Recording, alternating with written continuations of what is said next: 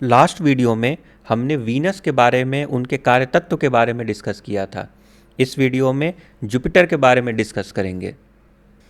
दोस्तों, Jupiter one of the most important planet है। क्यों? क्योंकि जुपिटर ब्लेसिंग का कारक होता है, दिव्य आशीर्वाद का कारक होता है, एक्सपेंशन का कारक होता है। इसे आपको नहीं भूलना है। जुपिटर जो है जीव तत्व है। इसका मतलब यह है कि दोस्तों, जुपिटर एक्सपेंशन मतलब आपका विवाह करेगा, आपके फैमिली में बढ़ोतरी हो गई। ओके, अगर आप बेबी चाहते हैं तो बेबी आ सकता है, मतलब आपके फैमिली का एक्सपेंशन, हंसता खेलता परिवार, खुशहाल परिवार। जुपिटर भी वेल्थ देता है, बट जुपिटर दोस्तों इतना वेल्थ देता है जितना से आप अपने रोज़मर्रा की लाइफ जो है आसानी से जी पाएँ। जुपिटर की ब्लेसिंग की वजह से हंसता खेलता परिवार देता है। जैसे अगर आप घर पे आएँ तो बच्चे खेलते हुए दिखें, एक फैमिली में एक अलग खुशहाली नज़र आए, तो ये जो ब्लेसिंग है, इस टाइप के ब्लेसिंग वो जुपिटर देता है। अदरवाइज़ दोस्तों, कई बार ऐसा भी देखा जाता है कि अगर किसी के फैमिली में आप जाते हैं तो देखेंगे कि वेल्थ की कोई कमी नहीं है, बहुत पैसे हैं, बट विवाह सही समय पे नहीं हो रहा है, अफेयर्स हो रहे हैं। ओके, विवाह नहीं हो रहा है, बच्चे होने में प्रॉब्लम्स आ रहे हैं, या फिर हो भी रहे हैं तो एक मनहूसियत छाई हुई है घर में, एक हैप्पीनेस की कमी है, या फिर पति पत्नी के बीच में झगड़ा या घरेलू विवाद चल रहा है, या आपस में एक हैप्पीनेस की कमी दिखेगी। पैसे तो बहुत हैं, जॉब है, सभी लोग जॉब कर रहे हैं, पैसे कमा रहे हैं, बट जो रियल हैप्पीनेस जो होता है, जो फैमिली के साथ मिलकर जो आप दुख सुख बांटते हैं, उसकी कमी दिखाई देती है। तो ऐसा दोस्तों कई बार देखने को मिलता है। सब कुछ है, धन दौलत वेल्थ एवरीथिंग, बट वो फैमिली नहीं है जो खुशी दे सके। जुपिटर यहाँ पे खुशी देता है, फैमिली देता है, विवाह करवाता है। ओके, सही समय पे दोस्तों विवाह करवा होना भी इम्पॉर्टेंट है। अच्छा जीवन साथी देता है और खुशहाल जीवन देता है, जिसमें सपोज दैट एक फैमिली है, उसमें दादा दादी हैं। ओके, एंड ऐसा हो सकता, मतलब बुजुर्ग भी रहेंगे, बच्चे भी हैं, एंड जो यंग लोग हैं वो शादीशुदा हैं और बड़े खुशहाल ज़िंदगी जी रहे हैं। तो ये है दोस्तों जुपिटर का ब्लेसिंग। चलिए जुपिटर के बारे में डिटेल में और अधिक जानने का प्रयास करते हैं, इनके सिग्निफिकेशंस ऑफ जुपिटर, जुपिटर के कार्य तत्व। अगर बॉडी पार्ट की बात करें तो वसा का कारक है, फैट का कारक होता है, थाई, जांग, लीवर का कारक होता है। ओके, तो जो सपोज दैट अगर लग्न में बृहस्पति हो तो ऐसे लोग ना बहुत जल्दी जो है मोटे हो जाते हैं, ओबेसिटी हो जाती है, ओबेसिटी का शिकार हो जाते हैं। क्यों? क्योंकि जुपिटर फैलाव है, वसा को फैलाता है, बढ़ाता है, चर्बी को बढ़ाता है, और जुपिटर जो है लीवर को भी प्रदर्शित करता है। इसीलिए ऐसा देखा गया है कि लीवर सिरोसिस जैसी समस्याएं का भी सामना करना पड़ जाता है जातक को। अब डिपेंड करता है कि जुपिटर किस अवस्था में है, तब आप उसके अनुसार आप बोल सकते हैं। सपोज दैट जुपिटर राहु के साथ है तो राहु भी एक्सपेंशन है। ओके, राहु जो है मल्टीप्लिकेशन है, मल्टीप्लाई करता है, एंड राहु जुपिटर भी एक्सपेंड करता है, बट जुपिटर का एक्सपेंशन एक पॉजिटिव एक्सपेंशन है। जैसे वसा मीन्स क्या है कि आपके अंदर एनर्जी ही तो है जो वसा के रूप में विद्यमान है। अब जब एक्सरसाइज करते हैं तो वही जो वसा है वो एनर्जी में कन्वर्ट होता है। ठीक है, उसके बाद नोस्ट्रल, ओके, कान को भी दर्शाता है। दोस्तों, स्वभाव की बात करें तो जुपिटर का स्वभाव उदारवाद है, ज्ञानवाद। ऐसे लोग ना ज्ञान देने में माहिर होते हैं। सपोज दैट किसी का जुपिटर 10th हाउस में है तो 10th हाउस में जुपिटर को क्यों बुरा बोला गया है? इसलिए बोला गया है कि वहाँ पे वो ज्ञान देते फिरेंगे। अब जैसे उन्हें लगेगा कि भाई सपोज दैट आप किसी कंपनी में जॉब कर रहे हैं, और कुछ समस्याएं देखने को मिल रही है, तो आप जो है ना ऐसे ही किसी को हेल्प कर देंगे, आप एडवाइस दे देंगे कि भाई अभी ना सिचुएशन थोड़ा सा सही नहीं है, एक काम करो कि आउटसाइड भी जॉब सर्च करना स्टार्ट कर दो। ओके, तो ऐसे लोग ना ये ऐसे ज्ञान देने लगते हैं कि सिचुएशन ख़राब है, क्योंकि उनके पास ज्ञान की अधिकता होती है, ज्ञानी होते हैं, समझदार होते हैं। देखिए, जो इंटेलेक्ट का प्लैनेट है वो मरकरी है। ओके, जो बुध ग्रह है वो इंटेलेक्ट माइंडसेट को दर्शाता है। बट जो एक्चुअल में इंटेलेक्ट के बाद जब वो ज्ञान, एक्चुअल में जो ज्ञान प्राप्त होती है, एसेंस प्राप्त होती है, वो है दोस्तों जुपिटर। जुपिटर विजडम का कारक होता है। सपोज दैट आप एजुकेशन प्राप्त कर रहे हैं, एजुकेशन प्राप्त करने के बाद जो एसेंस आपको मिला वो है दोस्तों जुपिटर। ठीक है, इसीलिए जुपिटर सबसे इम्पॉर्टेंट हो जाता है। तो जुपिटर उदारवाद है, उन लोग ज्ञान देते हैं। 10th हाउस में बैठा जुपिटर, ऐसा होगा कि प्रोफेशन में आप दूसरों का भला तो कर दीजिएगा अपने ज्ञान से, बट आपका भला नहीं होगा, क्योंकि ज्ञान दे रहे हैं।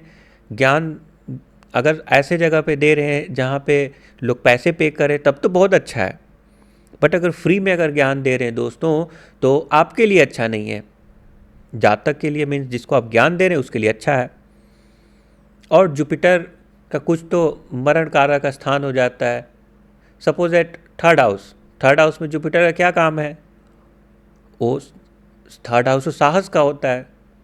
अब सपोज एट मोदी जी को वार में तो नहीं भेज सकते ना, वहाँ पे तो सेना ही लड़ेगी। अगर मोदी जी को अगर वार में भेज देंगे, हालांकि दोनों ही देश के लिए काम कर रहे हैं, उसी तरह से जुपिटर भी आपके लिए काम कर रहा है, मंगल भी काम कर रहा है, बट मंगल जितना अच्छा थर्ड हाउस में होगा उतना अच्छा जुपिटर नहीं होगा। ओके, क्योंकि जुपिटर वैसा छिटपुट वर्क थोड़ी कर सकता है साहस के लिए। तो ऐसे देखा जाए तो दोस्तों कि जुपिटर का एक किस हाउस में है और किस राशि में, ये इम्पॉर्टेंट है। अगर सपोज जुपिटर आपका 9th हाउस में है तो इसका मतलब क्या है? 9th हाउस दोस्तों धर्म का होता है, तो ये तो बहुत अच्छा हो जाएगा। ओके, पिता का होता है, धर्म का होता है, विजडम का होता है, हायर नॉलेज के बाद जो विजडम प्राप्त होता है उसका होता है। ठीक है, लक का होता है, फॉर्चून का होता है। तो जो जुपिटर है, जो गुरु है, आपको लक फॉर्चून लेकर आता है। तो 9th हाउस के मोस्ट ऑफ द जो कारक तत्व हैं, ओके, उनके जो कार्य तत्व हैं वो जुपिटर से मैच खाते हैं, तो यहाँ पे अच्छा रहेगा। 9th हाउस में जुपिटर अच्छा रहेगा। वहीं 11th हाउस में जुपिटर हो जाए तो ऐसा माना जाता है कि 11th हाउस में जुपिटर है तो गेन के लिए तो बहुत अच्छा है। और रही बात उसकी दृष्टि, गुरु की दिव्य दृष्टि अमृत समान है। गुरु की दृष्टि सबसे इम्पॉर्टेंट है दोस्तों, ब्लेसिंग है गुरु की दृष्टि। गुरु की दृष्टि 5th हाउस पे पड़ेगी, 3rd हाउस पे पड़ेगी एंड 7th हाउस पे पड़ेगी। मतलब जीवन साथी से रिलेटेड कितनी भी कोई भी समस्या क्यों ना आए, बट मैरिज का प्रोटेक्शन हमेशा जुपिटर करता रहेगा। बच्चों से रिलेटेड समस्याएं कितनी भी आ जाएं, बट उसका प्रोटेक्शन हमेशा जुपिटर करता रहेगा।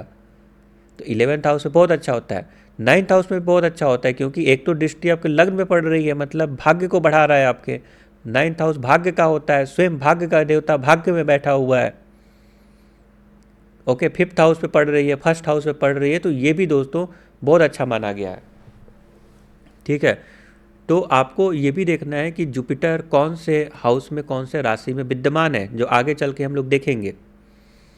तो ये दोस्तों उदार, ज्ञानवान, गंभीर, दार्शनिक, फिलोसॉफी, आशावादी, ऑप्टिमिस्टिक, ओके, ऑप्टिमिस्टिक फिलोसॉफिकल बनाता है आपको, वाइज्ड बनाता है।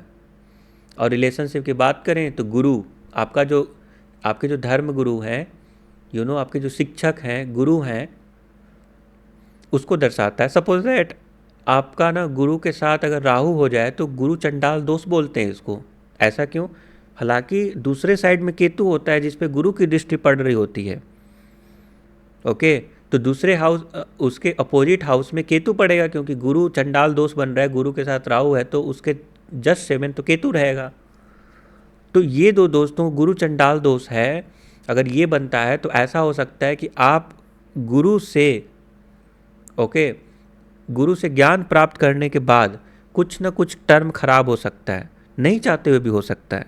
ऐसा ज़रूरी नहीं है कि होगा, ऐसा हो सकता है, तो आपको सतर्क रहना चाहिए। और कहीं ना गुरु चंडाल दोष अगर बनता है तो धर्म के प्रति आस्था में कमी आ जाती है, क्योंकि वो चैलेंज करता है। अब वो डिपेंड करता है कि गुरु से राहु आगे है या पीछे है और कितना क्लोजली कंजंक्ट है, वो हम आगे डिस्कस करेंगे। तो क्या है, गुरु जो है टीचर है, स्पिरिचुअल गाइड है। जब भी इंसान जन्म लेता है तो जन्म लेने के बाद जो उसका विवेक काम करता है, जो उसका बुद्धि काम करता है कि क्या सही है क्या गलत है, ऐसा आप देखे होंगे कि सब कुछ माता पिता या टीचर नहीं सिखाते हैं। जो जातक होता है, जो बच्चा होता है, या अगर बड़ा हो गया है तब भी उसके अंदर जो बुद्धि, जो विवेक आता है वो जुपिटर के द्वारा आता है। उसके बाद दोस्तों जुपिटर को वेल्थ का कारक माना गया है, धन, समृद्धि, ओके, वित्तीय सफलता, दान। और रोग की बात करें तो अगेन लीवर से रिलेटेड समस्या हो सकती है, जॉन्डिस हो सकती है, ओके, लीवर डिजीज हो गया, ओबेसिटी हो गया, क्योंकि वसा का कारक होता है, फैलाव है वो, जुपिटर एक्सपेंशन है, तो थोड़ी निगेटिविटी भी तो देखने को मिलेगी। अगर आपके बॉडी को फैलाएगा तो ओबेसिटी हो जाएगी, डायबिटीज हो सकता है। अगर गुरु के साथ शुक्र अगर मौजूद है, गुरु शुक्र राहु अगर मौजूद है स्पेशली, और वीनस पीछे है, गुरु आगे है, तो ऐसे कंडीशन में दोस्तों जो है डायबिटीज होने की पॉसिबिलिटीज होती है, इंडाइजेशन हो गया, जॉन्डिस हो गया, ये हो गया। और ये जो है स्पिरिचुअलिटी, पूजा पाठ, ऐसे लोग, सपोज जुपिटर केतु एक साथ, इसका मतलब क्या है, केतु इंट्यूशन, मोक्ष का देवता, जुपिटर स्पिरिचुअलिटी, जुपिटर केतु एक साथ अगर हो जाए तो आने वाले समय में दोस्तों क्या होगा कि आने वाले समय में उसे अगर वो तंत्र मंत्र अकल्ट साइंस में अगर जाता है या स्पिरिचुअलिटी में जाता है तो उसकी दिव्य दृष्टि काम आती है। वहाँ पे वो ये रियलाइज करेगा कि मैं जो फील कर पा रहा हूँ, मैं जो महसूस कर पा रहा हूँ, वो सब लोग महसूस नहीं करते। उनके अंदर एक अलग टाइप की स्पिरिचुअल एनर्जी होती है, वो जो है हीलिंग करने की कैपेबिलिटी आ जाती है उनके अंदर। ऐसे लोग मोक्ष की तलाश में रहते हैं, ऐसे लोग मोक्ष प्राप्त करना चाहते हैं। वो चाहते हैं कि इस जीवन में सब कुछ चुकता करके हम मोक्ष की प्राप्ति करें। इसीलिए जुपिटर केतु सबसे बेस्ट कॉम्बिनेशन होता है मोक्ष की प्राप्ति के लिए। ऐसे लोग जो उनका जो आशीर्वाद है वो लग जाता है। क्यों? क्योंकि ऐसे लोग धार्मिक होते हैं और कुछ स्पेशल शक्तियाँ उनके ऊपर विद्यमान रहती है। अगर कोई साधक है जो पिछले लाइफ में बहुत काफ़ी साधनाएं कर रखी है तो उसके कुंडली में जुपिटर केतु का कॉम्बिनेशन देखने को मिलता है। अगर जुपिटर केतु का कॉम्बिनेशन 12 हाउस में मिल जाता है दोस्तों, तो क्योंकि 12 हाउस मोक्ष का होता है, ऐसे लोग जो बोल देते हैं वो तो सही होता ही है। उनके ऊपर ना एक दिव्य आशीर्वाद होता है और उनके ऊपर दोस्तों भगवान कृष्ण की, भगवान कृष्ण की, क्योंकि जुपिटर जो है भगवान विष्णु को रिप्रेजेंट करता है। जो बृहस्पति हैं, जो गुरु हैं, वो जो है भगवान विष्णु को रिप्रेजेंट करते हैं। इसीलिए भगवान विष्णु की विशेष कृपा रहती है उनके ऊपर। और केतु के साथ है तो केतु बियॉन्ड इनवर्स, वो अटैचमेंट डिटैच करता है चीज़ों को आपसे, और वो जो है हायर लेवल पे आपको लेकर जाता है, हायर कॉन्शियसनेस में लेकर जाता है, जहाँ पे आप जो है बियॉन्ड यूनिवर्स सोचने लगते हैं और वैसी एनर्जीज होती है आपके अंदर, आप फील करने लगते हैं। तो जुपिटर केतु का संबंध बहुत अच्छा होता है। अब आगे आते हैं दोस्तों, सैजिटेरियस, धनु राशि, उसका अपना राशि है। धनु और मीन राशि का स्वामी होता है जुपिटर। ओके, उच्च का, कर्क राशि में उच्च का हो जाता है। चंद्रमा की राशि है कर्क राशि, उसमें उच्च का हो जाता है, और मकर राशि में नीच का हो जाता है। ठीक है, क्योंकि कर्क राशि दोस्तों बहुत ही सेंसिटिव राशि है। कर्क राशि बहुत ही जल तत्व की राशि है, सेंसिटिव राशि है, और गुरु वहाँ पे उच्च का हो जाता है। मकर राशि में दोस्तों नीच का हो जाता है। अगर हम डायरेक्शन की बात करें तो ईस्ट और नॉर्थ ईस्ट डायरेक्शन जो होता है जुपिटर उसमें दिखाता है। ठीक है, नॉर्थ ईस्ट डायरेक्शन में दोस्तों जुपिटर की डायरेक्शन है। जब आप वास्तुशास्त्र पढ़ेंगे तब वहाँ पे डिटेल में डिस्कस करेंगे कि नॉर्थ ईस्ट, वहाँ पे डिटेल में डिस्कस करेंगे। अभी के लिए जान जाइए कि जो नॉर्थ ईस्ट डायरेक्शन है वो दोस्तों जुपिटर को रूल करता है। ठीक है, अब आगे बढ़ते हैं।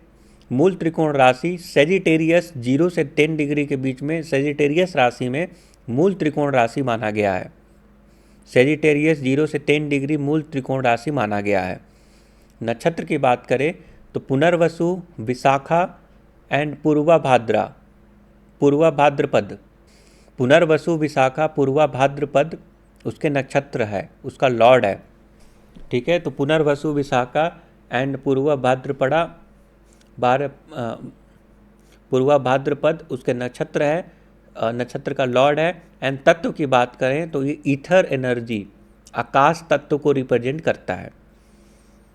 ईथर एनर्जी, ईथर मीन्स आकाश तत्व को रिप्रेजेंट करता है। दोस्तों गुरु की दशा सबसे इम्पॉर्टेंट होती है। गुरु की महादशा 16 साल की होती है और गुरु की महादशा सबसे सर्वोत्तम मानी जाती है। क्यों? क्योंकि गुरु जो है ज्ञान का कारक है, विवाह का कारक है, संतान का कारक है, शिक्षा का कारक है, धर्म का, लाभ का, दिव्य आशीर्वाद का कारक है, लक फॉर्चून का कारक है, एक्सपेंशन का कारक है और आपके हैप्पीनेस का भी कारक है। अच्छा, जुपिटर की दशा में लोगों को परेशानी होती है सबकी। आप पता लगाइएगा तो आप पाइएगा कि जुपिटर की दशा सबको अच्छी नहीं होती, सबकी अच्छी नहीं होती। क्यों? क्योंकि देखना पड़ता है ना कि जुपिटर किस भाव में है। ओके, अगर वो 6, 8, 12 में है, किस भाव में ये भी देखना पड़ता है, और कौन से प्लैनेट के युति में है या कौन से प्लैनेट की दृष्टि उसके पड़ रही है। तो दोस्तों ये भी देखना जरूरी है कि कौन कौन से प्लैनेट की दृष्टि पड़ रही है, कौन से प्लैनेट के साथ है और कौन से हाउस में, कौन से राशि में है। उसके बाद यह बता सकते हैं कि गुरु की महादशा कैसी जाएगी। बट ओवरऑल क्योंकि गुरु एक सौम्य प्लैनेट है तो उसकी दशा ओवरऑल अच्छी जाती है। गुरु दोस्तों एक चीज़ और समझने वाली बात है, गुरु भी कष्ट देता है। आज कलयुग में गुरु के मारे हुए लोग बहुत हैं। ओके, गुरु भी कष्ट देता है, बट ये जो गुरु है ना दोस्तों, ये सोने की लाठी से मारता है। सोने की लाठी से मारने का मतलब क्या है? मतलब कष्ट तो देगा लेकिन वैसा एक्सट्रीम में कोई चीज़ नहीं होने देगा। जैसे शनि भी कष्ट देता है, शनि भी दोस्तों कष्ट देता है। शनि भी एक टीचर है, आपके कर्मों का हिसाब किताब, उसका लेखा जोखा उसके बाद पास है। तो शनि जो कष्ट देता है वो जो है बेरहमी से कष्ट देता है। बट गुरु यहाँ पे जो कष्ट देता है वो दोस्तों यहाँ पे उसमें भी सौम्यता होती है। आपको एक चीज़ मैं बता दूँ, जितने भी सौम्य ग्रह होते हैं ना, जैसे बुध हो गया, शुक्र हो गया एंड गुरु हो गया, जितने भी सौम्य ग्रह हैं दोस्तों, ये लाभ तो देते हैं बट अधिक मात्रा में लाभ नहीं देते, उसमें भी कंजूसी कर लेते हैं। वैसे ही कष्ट देते हैं तो ज़्यादा कष्ट नहीं देते। ओके, अगर है तो अच्छाई में भी थोड़ी कमी कर देते हैं, और अगर करना चाहते हैं तो उतना भी बुरा नहीं करते क्योंकि वो सौम्य प्लैनेट हैं।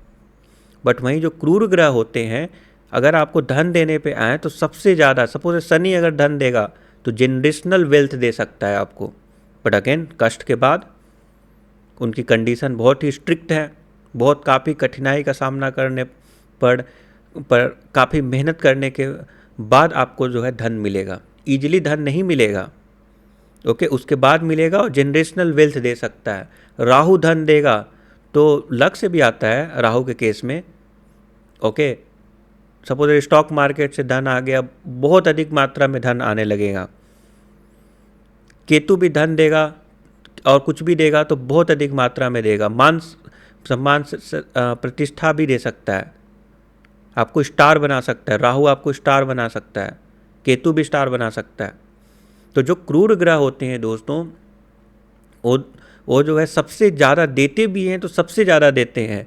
बट वहीं जो सौम्य ग्रह जो होते हैं वो देते हैं तो उसमें भी कमी कर लेते हैं। मतलब उतना दे देते हैं जिससे आप खुशहाल जीवन जी सकते हैं। जैसे वीनस अगर देगा तो ये इंश्योर करेगा कि आप खुशहाल जीवन जी रहे हैं, आपका हंसता खेलता परिवार है। ओके, तो ये बहुत अच्छी बात है। ओवरऑल आपका ग्रोथ जुपिटर देते हैं, क्योंकि ये जीव तत्व है और आपकी रक्षा करते हैं, आपकी परिवार की भी रक्षा करते हैं। अगर सपोज दैट 5th हाउस में दृष्टि पड़ रही है तो आपकी संतान की रक्षा होगी, 7th हाउस पे दृष्टि पड़ रही है तो आपका जो जीवन साथी है उनकी रक्षा होगी। कितनी भी सिचुएशन वर्ष क्यों ना हो, बट जुपिटर हमेशा प्रोटेक्ट करेगा। इसीलिए जुपिटर सबसे इंपॉर्टेंट प्लैनेट हो जाता है। जुपिटर मीन्स प्रोटेक्शन, भाग्य। जुपिटर कष्ट भी देगा but at the same time extreme में चीज़ें नहीं होने देगा। कष्ट तो देखिए वो कर्मों का सिद्धांत है, वो तो आपको भोगना ही पड़ता है, जैसा आप करेंगे वैसा पाएंगे। बट जुपिटर यहाँ पे क्षमा करता है आपको। कष्ट भी बहुत एक्सट्रीम में नहीं जाएगा, उसका मेजर इवेंट देखने को नहीं मिलेगा। अगर सपोज दैट जुपिटर जैसा प्लैनेट अगर 8th हाउस में अगर हो जाए, तो 8th हाउस तो मृत्यु का हाउस होता है, तो ऐसा जो जब सौम्य ग्रह 8th हाउस में मौजूद रहते हैं तो ऐसा माना जाता है कि उनकी जो अंतिम स्थिति होती है, उनकी जो मृत्यु वाला समय होता है, वो बहुत अच्छे ढंग से होता है, मतलब ज़्यादा कष्टमय नहीं होता है। तो ये तो बहुत अच्छी बात है। ओके, मृत्यु तो होती है, बस थोड़े मतलब सौम्यता के साथ, एंड उसमें बहुत ज़्यादा पीड़ा नहीं होती, ये बोल सकते हैं। या जो ट्रांसफॉर्मेशन होता है वो सुखद ट्रांसफॉर्मेशन होता है। सपोज दैट अगर नया जन्म होगा, ट्रांसफॉर्मेशन मीन्स ऐसा भी तो हो सकता है डेथ का, इसीलिए बोला गया क्योंकि ट्रांसफॉर्मेशन मीन्स हो सकता है कि फिर से जीवन हो, नया जन्म हो। तो जुपिटर भी सपोज दैट मारक है जुपिटर, एंड जुपिटर अगर डेथ भी दे रहा है तो वो जो है अच्छा ट्रांसफॉर्मेशन देगा, जो कि बहुत अच्छी बात है। ठीक है, तो एक ये हो गया। अच्छा, जुपिटर के कंडीशन में एक चीज़ और मैं बता दूं, गोचर। सपोज दैट जुपिटर जो है ट्रैवल कर रहा है प्रत्येक हाउस में, ऐसा माना जाता है दोस्तों कि 12 साल में एक पूरा चक्कर लगाता है। सूर्य की परिक्रमा 12 साल में लगाता है, अराउंड 12 साल। ऐसे तो 11.86 वर्ष में पूरा चक्कर लगाता है, और 12 साल के अंदर 12 राशियों का चक्कर लगा लेता है। ओके, जो टोटल 12 राशि होते हैं तो 12 राशियों में दोस्तों एक एक चक्कर लगा लेता है। एक एक चक्कर मीन्स प्रत्येक 12 राशि से होके गुजरता है। ठीक है, और ऐसा माना जाता है कि दोस्तों 30 से 35 दिनों तक ये जो है अस्त हो सकता है। अब गुरु अस्त हो गया मतलब समझिए, गुरु 11 डिग्री, जब सूर्य से 11 डिग्री के अंतर में हो, ठीक है, सूर्य से डिग्री में अगर डिस्टेंस अगर मेजर करें और 11 डिग्री का ही अंतराल हो, तो सूर्य से गुरु जो है, तो क्या होता है कि गुरु अस्त हो जाता है। और गुरु अस्त हो गया मतलब समझिए फिर भाग्य में प्रॉब्लम आ जाएगा। ओके, क्योंकि गुरु की बहुत भाग्य प्रदान करता है ना आपको, एक्सपेंशन का कारक है, भाग्य का कारक है, दिव्य आशीर्वाद का कारक है, उसमें कमी आ जाएगी। तो दोस्तों ऐसा माना जाता है कि 30 से 35 दिन तक दोस्तों गुरु अस्त होता है, जो कि सूर्य के काफ़ी नज़दीक होता है, और 4 महीनों के लिए वक्री भी हो जाता है। वक्री गुरु का क्या प्रभाव पड़ेगा हम आगे जब सीरीज लाएंगे वक्री ग्रहों का सीरीज, तब उसमें हम लोग डिटेल में डिस्कस करेंगे। ठीक है, अच्छा, गुरु राहु के साथ हो गया तो गुरु चंडाल दोष, जिसमें अति आत्मविश्वास, धोखा, ऐसे धोखा मिल सकता है आपको, कर्ज हो सकता है। अगर गुरु एफ्लिक्टेड हो तो इस टाइप की समस्या देखने को मिलेगी। तो ये है दोस्तों गुरु के कार्य तत्व।